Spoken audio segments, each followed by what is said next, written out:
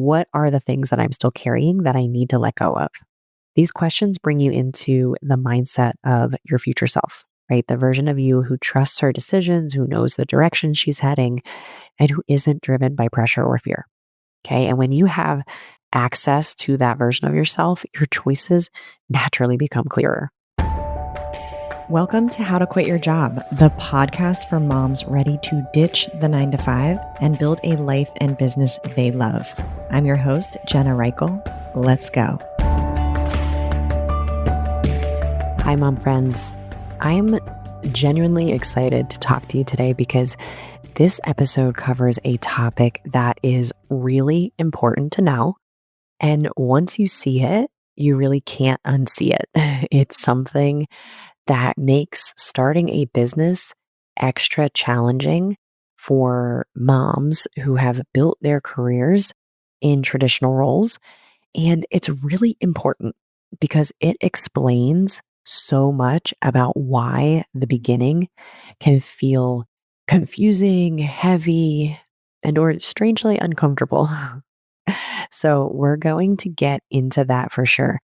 But I also want to encourage you to follow the podcast. Like, actually click the plus sign on whatever app you're listening on because new episodes come out each week. I've never missed an episode, even through birthing a human, and each episode will absolutely move you towards starting and building a business and life you love. That's what it's all about. So being notified that there is another piece of advice and wisdom and love each Wednesday morning is going to be so valuable on this journey. And I know that if you're someone who pops in and out, we need to start building some consistency. So use this weekly reminder as a tool and resource. I want you to know that so much of what feels hard about starting a business after years in a traditional role or corporate environment truly has nothing to do with your ability or desire. It's about the patterns and habits that those roles unintentionally shaped in you over time. And don't get me wrong, a lot of great things came from those roles too. They likely gave you the expertise you have now, professionalism, communication skills, teamwork skills, right? And obviously an ability to juggle more responsibilities than we ever thought possible. But because you're human, the environment you spent years in will shape how you think, how you work, and how you make decisions. That's natural and expected. Nothing has gone wrong. But when you step into entrepreneurship, the rules are very different. You go from employee to entrepreneur. The expectations change. And the way you need to think and operate, that changes too. So you might find yourself navigating a completely different operating system. And that transition can feel really disorienting, especially when you've never been told that this shift is part of the process. So today I want to walk you through what that transition actually looks like.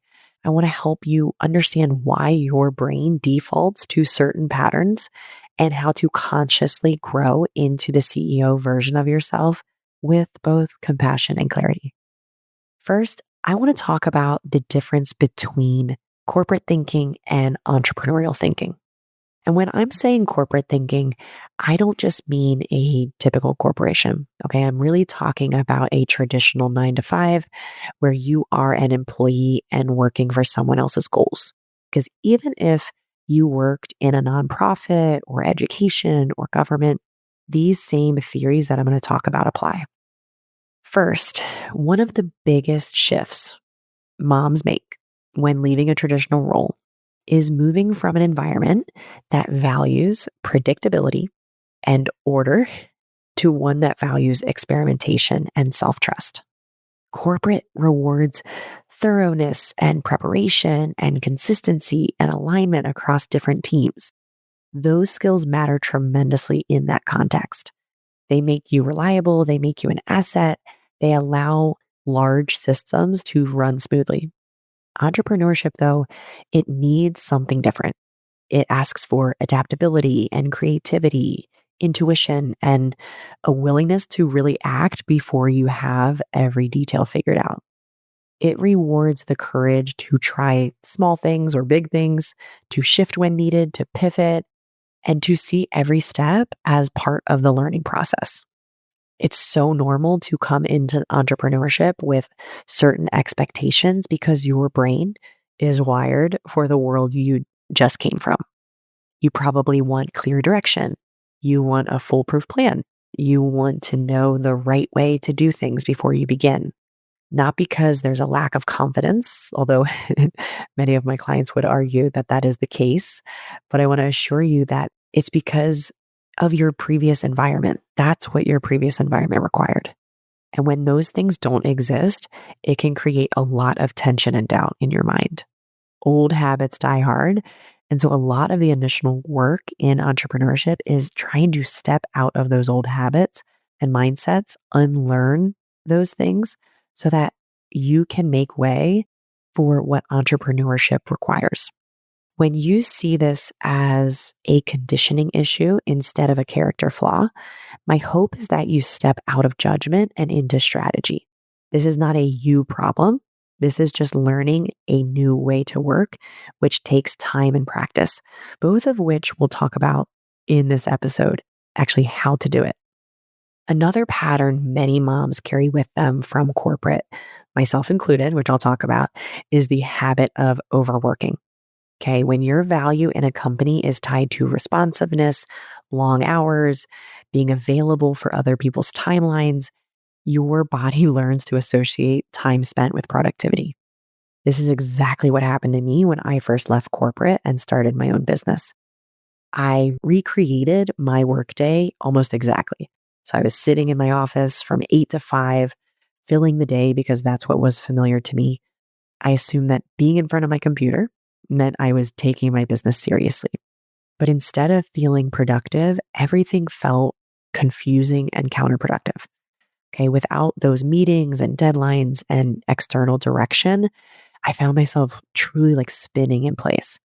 My days felt full, but I saw very little progress in my business. And it eventually hit me that what made me successful in corporate was not going to be the key to entrepreneurial success. It wasn't about the hours I put in. It was more about working smarter, not harder. It was about being intentional with my time. Not every activity is created equal in entrepreneurship. There are tasks that create a lot of value and are revenue generating, like talking to potential clients, making offers to help people, those sort of things. And then there are tasks that feel necessary, but don't get us any closer to our goal.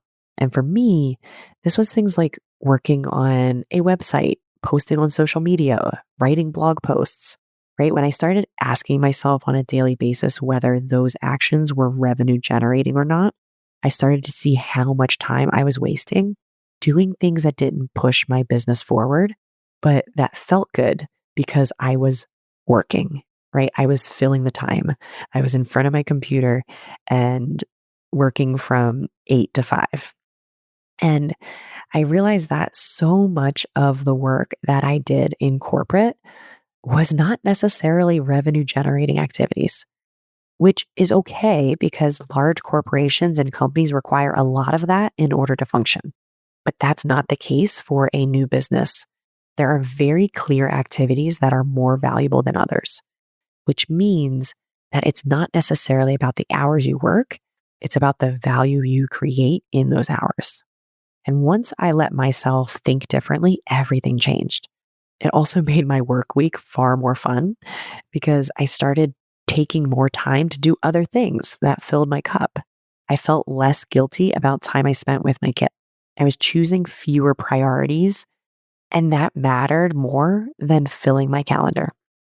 And when I let myself organize my work around the life I wanted instead of the life I had left behind, I began to get more done in far less time. And I created more results because what I was prioritizing and working on in my business was actually moving me towards my goal. It wasn't just busy work. This is one of the first steps in thinking like a CEO, recognizing that entrepreneurship really rewards intention, not necessarily hours.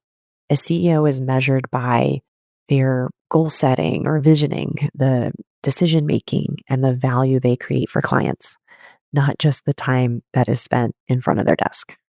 So that is the second pattern that I see all the time when we're shifting from employee to entrepreneur. Another subtle pattern that many moms carry is approval seeking, not in like a needy or insecure way, simply in a conditioned way. So corporate structures are built around layers of leadership, oversight, and alignment. Okay, there's always someone to review your work, give feedback, sign off on things, or really just guide the direction of any initiative. And over time, you learn to wait for clarity and approval from above. You learn to double check, you learn to ensure everything is polished, you learn to make sure you are not stepping outside of expectations. But when you step into entrepreneurship, that structure and approval hierarchy completely disappears. Suddenly, you are the one approving your own ideas.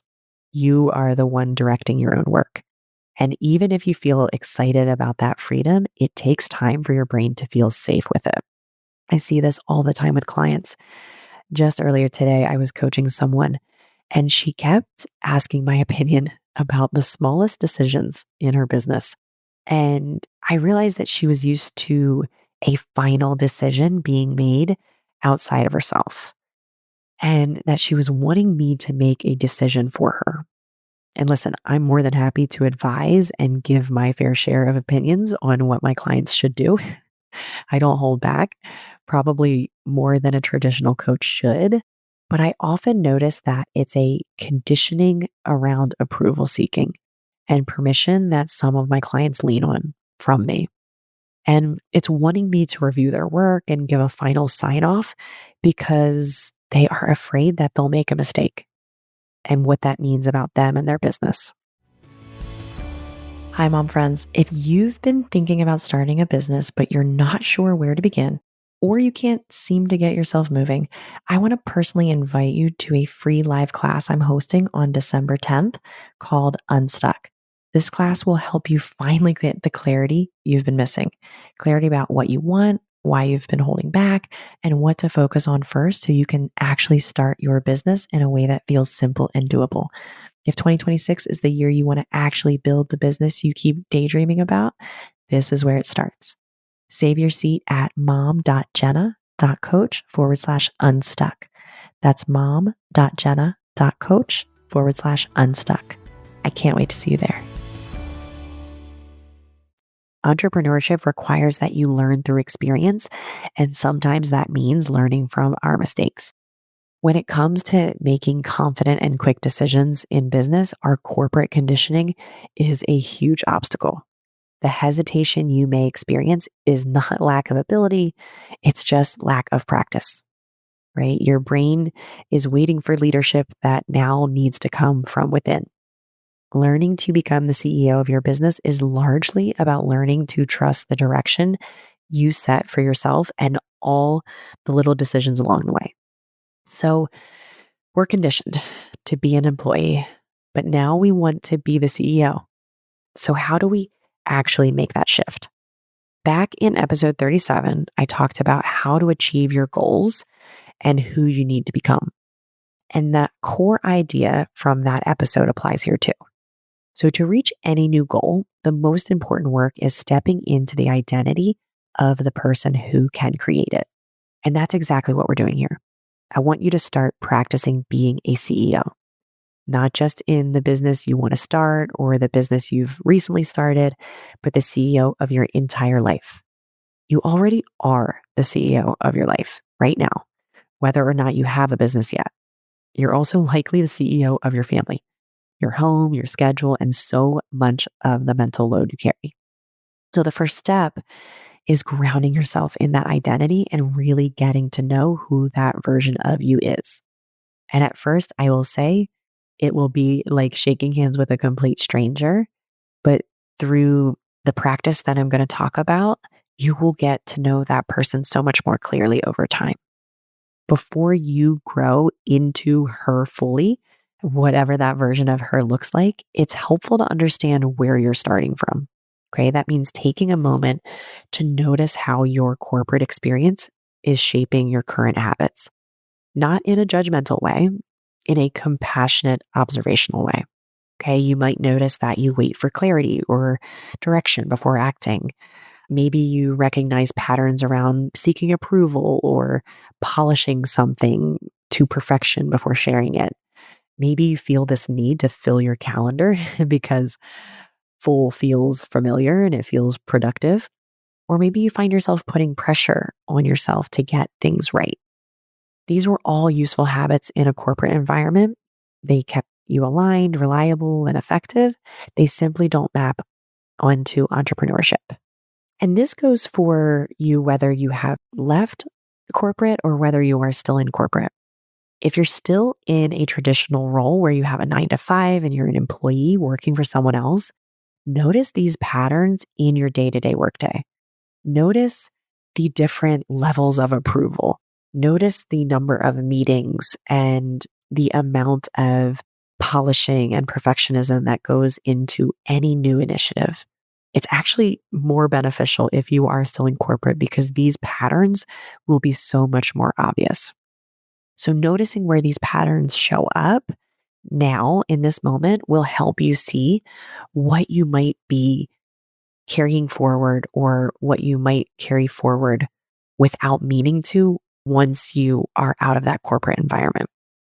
And once you have that awareness, you can really start connecting with the identity you want to step into, the CEO identity. Even if you're still in a traditional role, you can start acting like the CEO of your life and the CEO of your role right now. And this is where I want you to begin doing CEO check ins with yourself. These can be tiny moments or longer journaling reflection exercises. Sometimes it's as brief as just like pausing and reminding yourself of the behaviors and thoughts you want to embody as a CEO. Things like taking action and learning from experience, or approaching your business and work like a science experiment, and staying curious about what's working instead of really kind of taking every result personal, especially the negative results. But other times it might look like a deeper journaling moment or exercise where you explore the details of your CEO identity. And I'm going to provide a ton of questions that will help you do that. And I want to encourage you also that you can always find the transcript where you can copy and paste these questions at jenna.coach/81. You can find the transcript to any episode by going to jenna.coach/episode number. So I want you to do this exercise, tap into your CEO identity. You might reflect on the rhythms of that version of you, the rhythms of her day, right? What time she wakes up, how she supports herself energetically, how she makes decisions, how long she spends contemplating something before she chooses a direction, what kind of support and resources she intentionally builds around herself so that she can excel. All of these things, this is where you begin stepping out of automatic doing, which the automatic doing or automatic avoiding, when you're doing anything automatically, you will do it from a place of your conditioning, right? Your default, the thing that your body and brain has learned over the past decade or longer. It allows you to step out of that and into deliberate leadership, right? Instead of immediately opening up your laptop and jumping straight into tasks, I want you to take a deep breath and reconnect with the bigger picture of what you're building and who you're becoming. The small pause really does interrupt those old habits of urgency or pressure or perfectionism and reminds your brain that you're not in a reactive environment anymore. Again, even if you are still in corporate, even if you are still in a 9 to 5, when you're working on your business, you aren't in a reactive environment anymore. You don't have to respond in the same ways.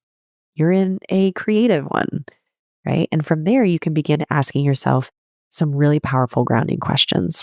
Again, either in these quick moments throughout the days or longer reflections. So I'm going to go through some of the questions that I want you to either write down or again, get it from the show notes. One of the most powerful questions is, if I were already the successful CEO that I'm becoming, what would I choose right now? And you can use this when deciding what to work on or how to think about a next step in your business. You can also use it when you're making a decision, no matter how big or small, and want to make sure you're choosing from your future identity rather than your past. Okay, so that's a good one. Another helpful question is, what would feel aligned for the leader I'm becoming instead of the employee I used to be? For me, this was a powerful question in thinking about my schedule. I wanted to step into entrepreneurship partly because I wanted flexibility and freedom. And when I found myself aligning with my past employee self who just sat in front of their computer and worked from 9 to 5 without barely getting a lunch break or giving myself a lunch break, I realized that that was not feeling aligned for the leader I was becoming. That was aligned with the employee I used to be. Another question: how do I want to think about myself as I work on this next step? Or what is the simplest action that keeps me moving forward without overworking or overcomplicating things?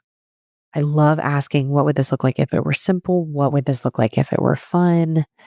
What would this look like if it were the action of my future CEO best self? Simplifying our actions, moving forward without overworking or overcomplicating things. Our employee self is the one who overworks and overcomplicates things. That is something that is conditioned from corporate, conditioned from our employee self. We can move forward, and in our CEO identity, we can really do things simplified and clear. Another question: what version of me is making this decision? Okay, my grounded CEO identity or my old corporate habits? I love this one because it's a quick check in. It allows you to think about yourself, think about the decisions you're making, and to really check in with what version of you is making them. And that will allow you to shift maybe the decision. It's amazing when we have that moment of clarity and we are able to pivot or make a more clear or quick decision because we know that that's what the CEO version of us would look like and do. Another question really about what it might be like to release the habits or thought patterns of past you is by considering, is there anything I need to stop carrying from corporate that no longer fits the future I'm creating? So that kind of aligns with us understanding where we are in order to understand where we want to go. What are the things that I'm still carrying that I need to let go of? These questions bring you into the mindset of your future self, right? The version of you who trusts her decisions, who knows the direction she's heading, and who isn't driven by pressure or fear. Okay. And when you have access to that version of yourself, your choices naturally become clearer, right? You more easily prioritize the work that matters. You stop overthinking small details and you really begin shedding the patterns that supported you in your old environment, but really don't support the life and business you want to create now. From there, the check in really guides you into choosing your actions with more intention. And like I said before, there's so much more working smarter, not harder. There's less time and drama spent on making decisions. You have more clarity, more trust. You choose the things that will create real progress. And you just let that be enough. Spending time getting to know your CEO identity helps you choose identity before strategy. Okay. You ensure that the version of you making the plan is aligned with where you're going, not where you've been.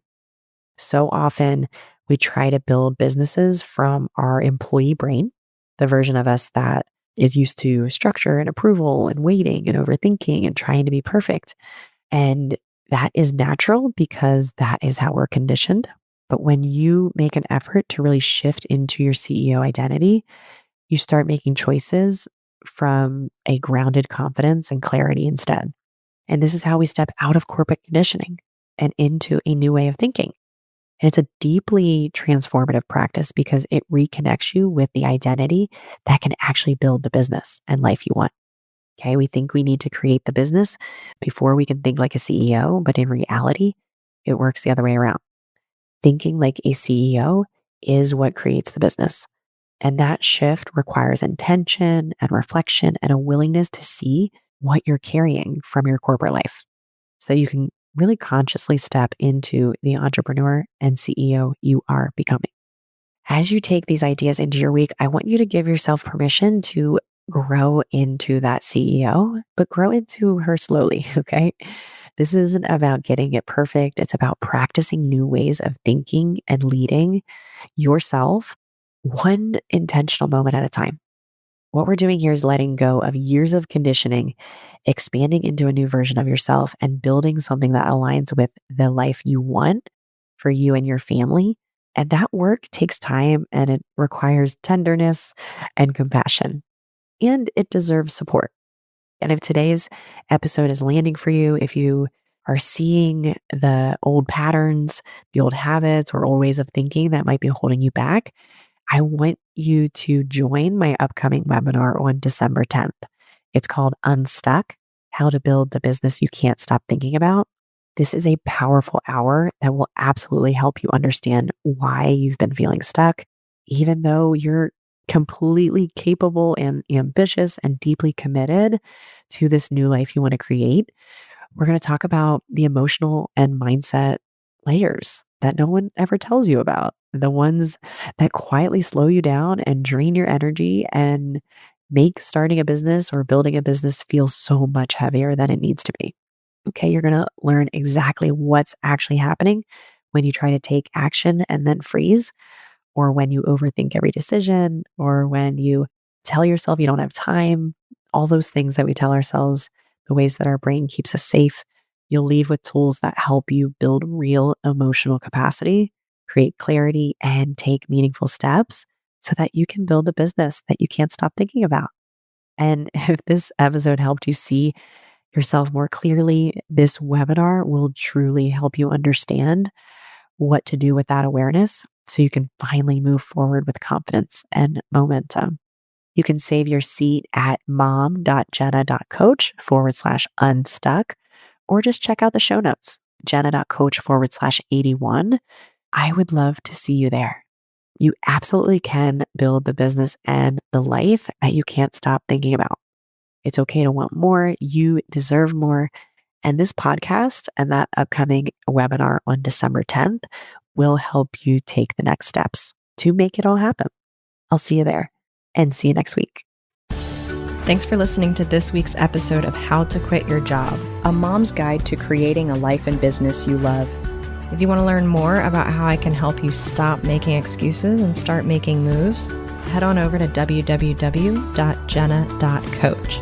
I'll see you next week.